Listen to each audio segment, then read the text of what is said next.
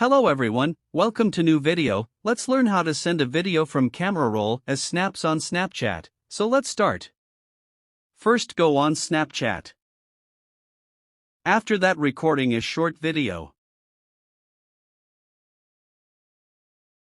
Then you need to tap on this plus button. Then select a video you want to add.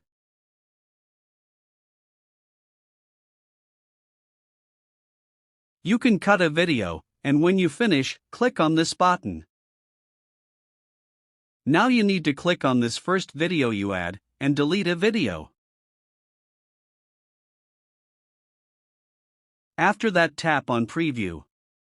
And go on next. Then select the people you want to send snap, and you are done. So that is it for this video. If this video like you, leave a like and subscribe for more tutorial like this. Goodbye.